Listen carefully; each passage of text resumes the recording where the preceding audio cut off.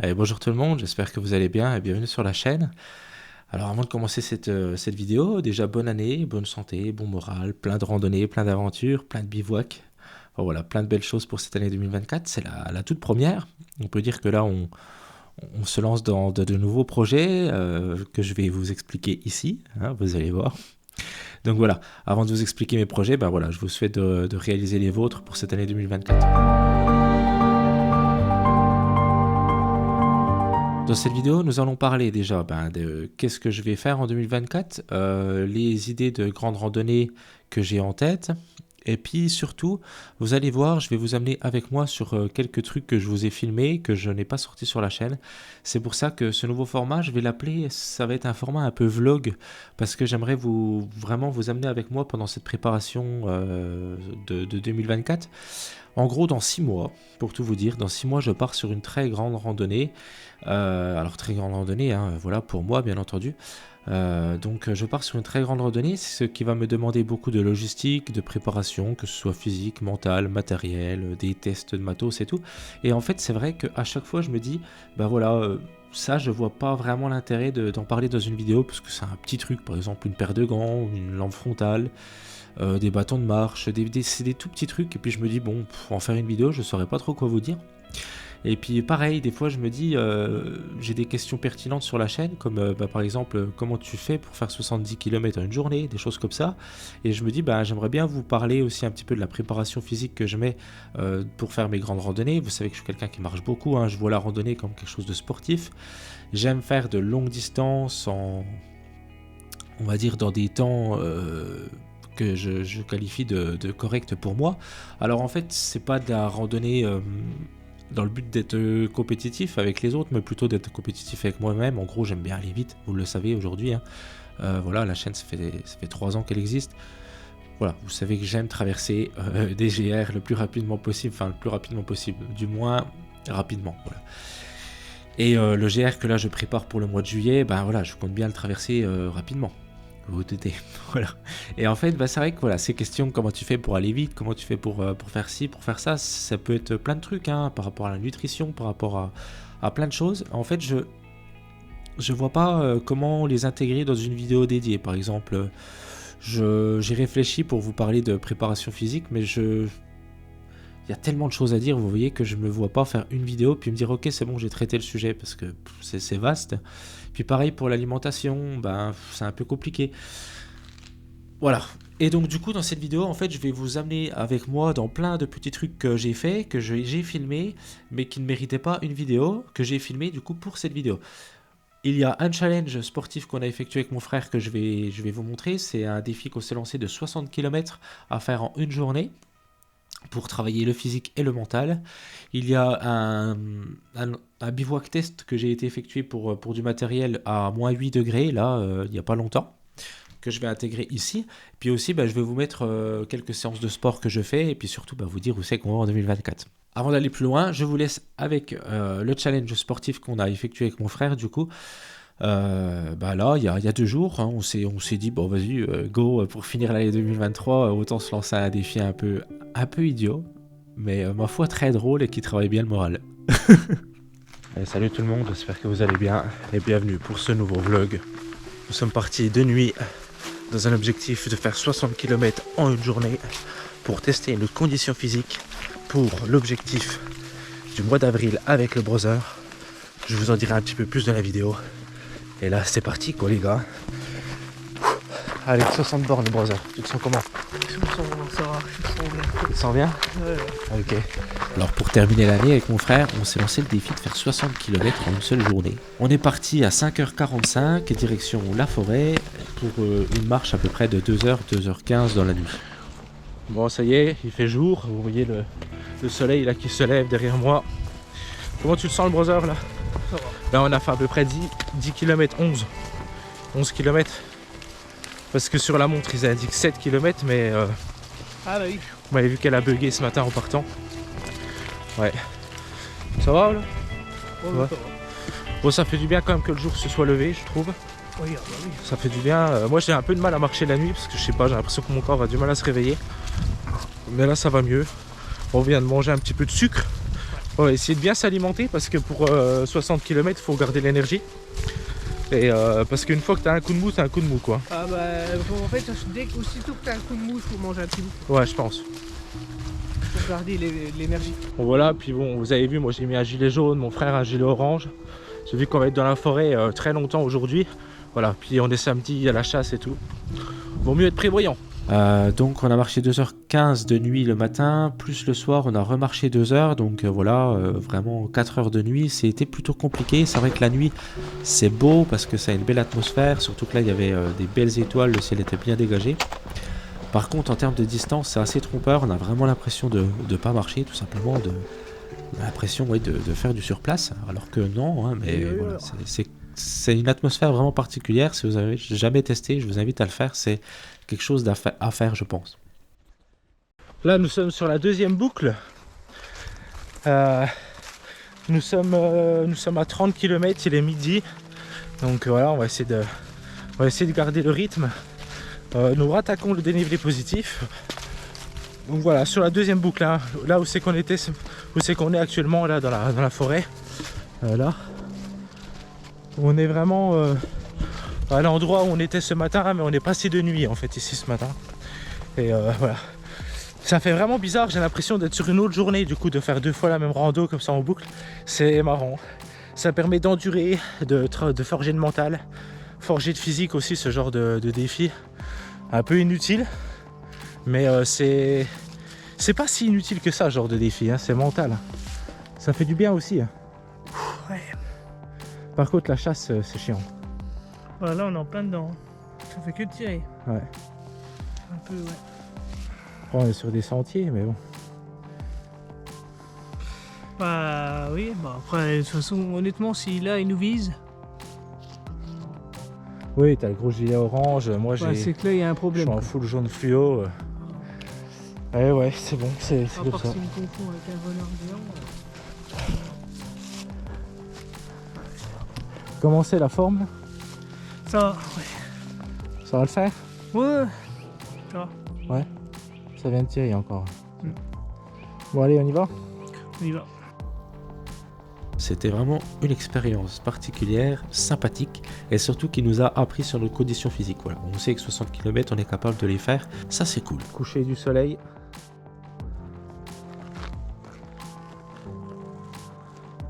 C'est joli, hein? C'est bon. C'est dur, là. Voilà, Là, on est presque à 50 km. Là. Ça commence à être... Enfin ça commence, non, ça fait un moment que c'est dur. Ouais. Mais là c'est chaud. Hein. Ouais.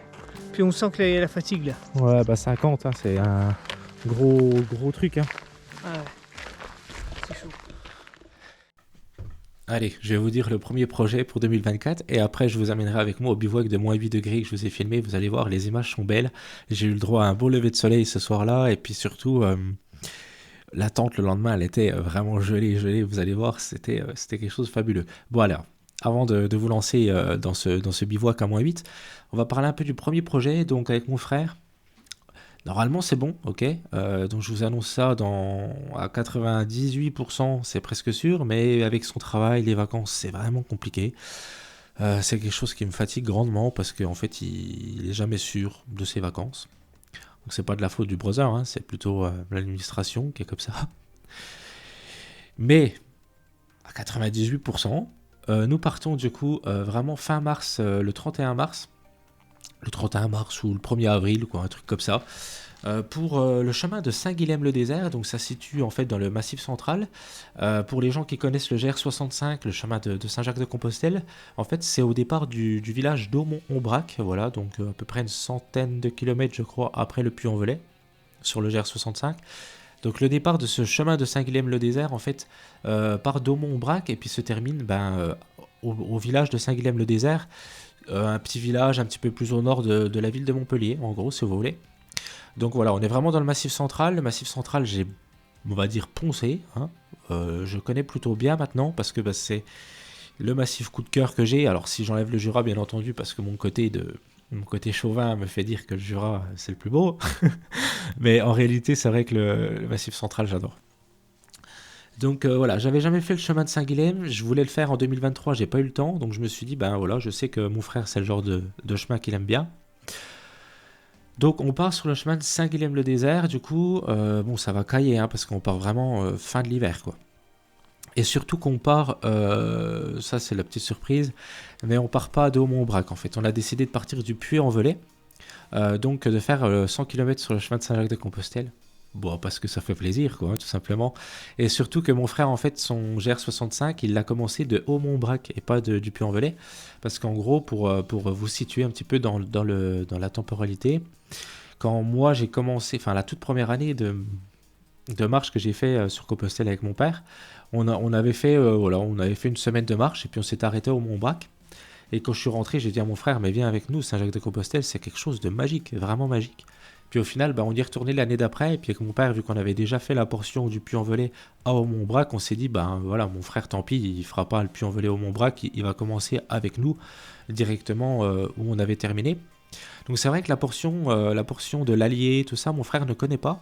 Il ne connaît pas ben, le magnifique départ de la cathédrale du Puy.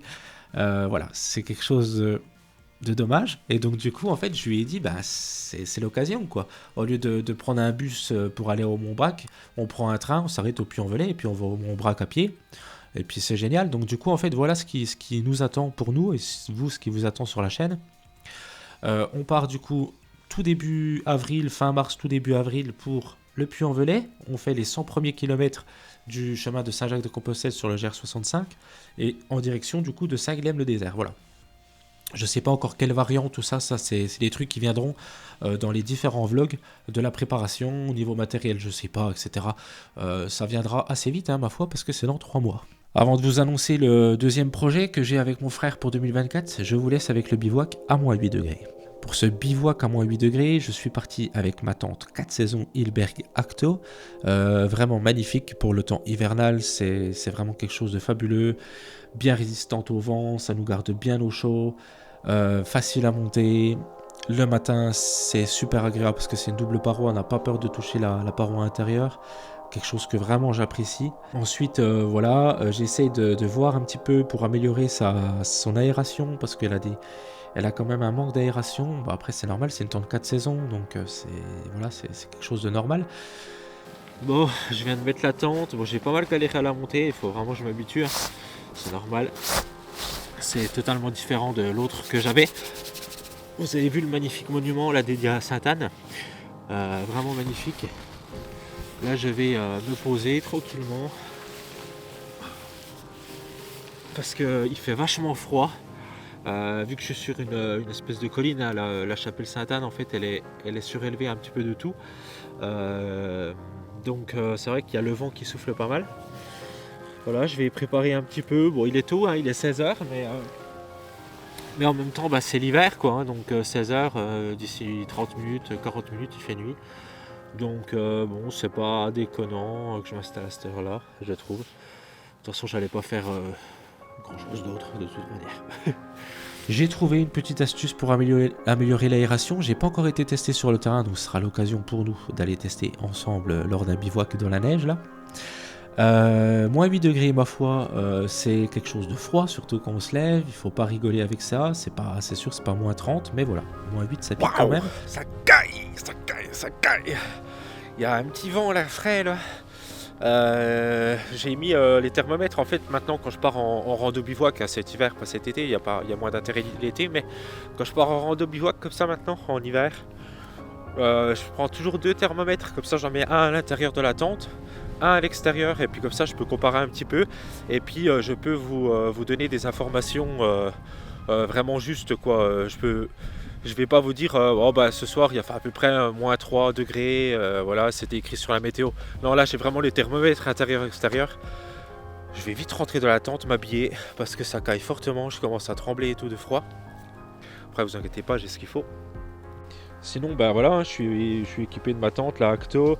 Ce que j'ai fait, c'est que j'ai quand même ouvert là les aérations en dessous. Je les ai ouverts de tous les côtés pour avoir au maximum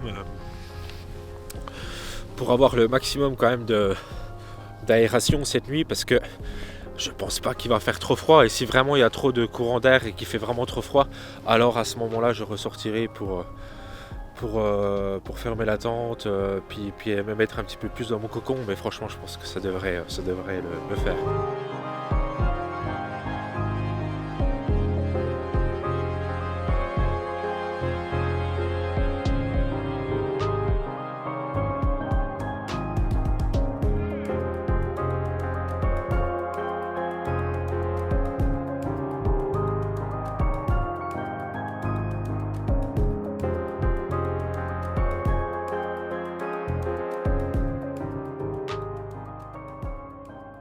je viens de sortir de la tente. Vous avez vu les prises de vue juste avant. Regardez comme c'est beau. On voit tout le massif jurassien là-bas. C'est trop beau. Vraiment magnifique. Alors, je vous disais, ça a un petit peu pris dans la tente aussi. Bon, c'est logique, hein. Je pensais pas que c'était descendu autant. Quand vous allez voir la gueule de la tente. Elle est déjà un petit peu en vrac et tout, parce que j'ai montré pour Instagram en direct comment elle était. Mais ouais, donc du coup il a fait -8. Ouais, -8. Même le thermomètre, j'arrivais pas à avoir, j'ai dû gratter et tout. Et là il est 8h, donc 8h, voilà. Mais en même temps c'est logique parce que je suis pas en bas de la plaine, quoi. Je suis vraiment sur une petite, comment dire, petite dune, voilà. Bon, je vous montre la tente, vous allez voir, c'est assez impressionnant, quoi. Donc voilà la porte. Donc là voilà, vous voyez le givre, hein, c'est moi qui l'ai enlevé parce que quand je suis sorti forcément, voilà, vous avez des bâtons de marche.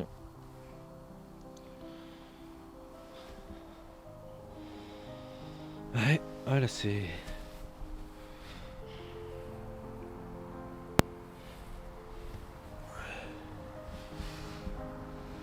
C'est givré de chez givré là.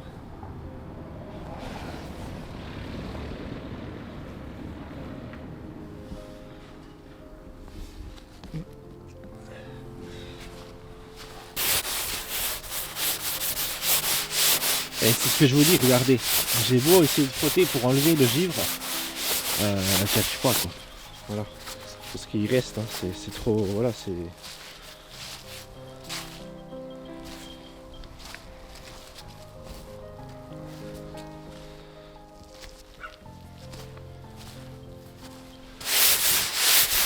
Parlons du deuxième projet que j'ai avec mon frère.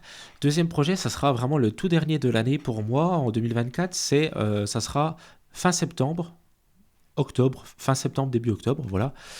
Donc là, je pars avec mon frère et mon père. Je me réjouis beaucoup parce qu'on va terminer notre chemin de Saint-Jacques-de-Compostelle, enfin du moins la partie française. On va terminer parce que voilà, pour les vieux de la chaîne, d'ailleurs merci d'être toujours là parmi nous. Oui. On a commencé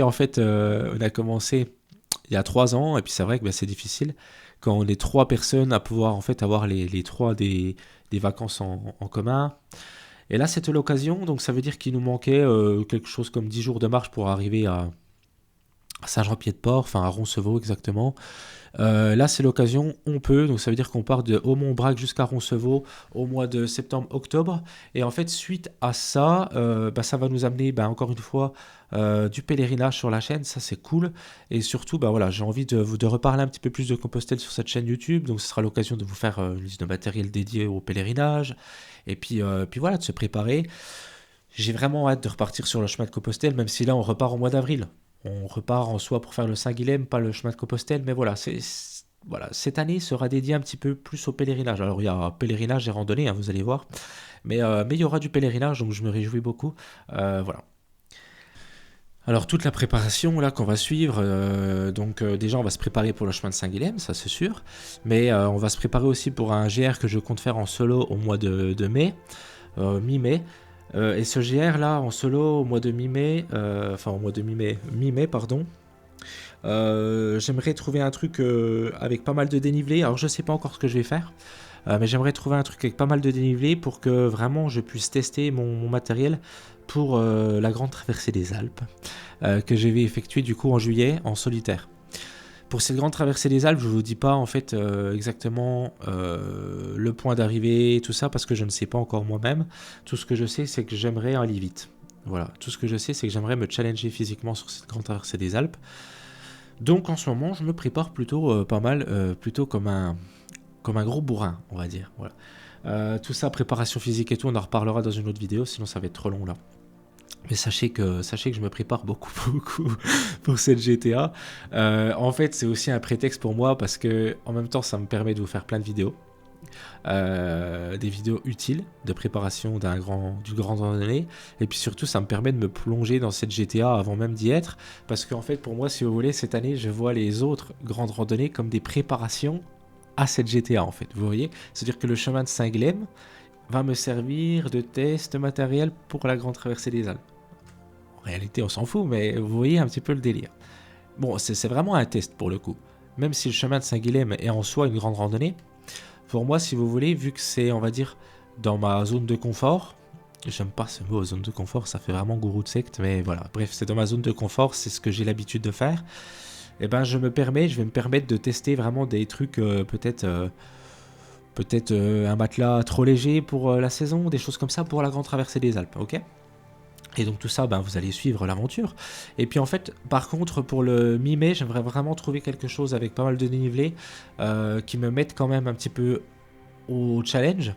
Donc mi-mai, c'est trop tôt hein, pour aller en haute montagne. Et puis en même temps, voilà, je vais faire la grande traversée des Alpes.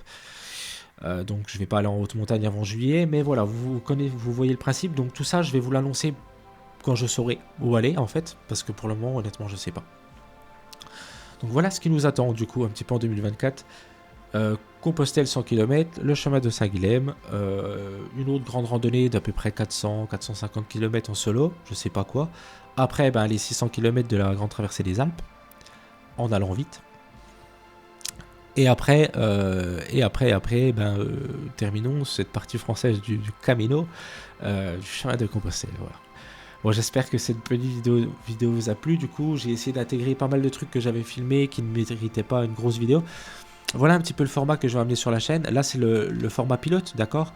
Mais après, j'aurai beaucoup de trucs à vous montrer, hein, notamment en préparation physique. On va aller tester du nouveau matériel. J'ai des nouveaux gants Montbell à aller tester avec vous. J'ai un nouveau pantalon de pluie. J'ai vraiment beaucoup de trucs à aller tester pour cette saison 2024.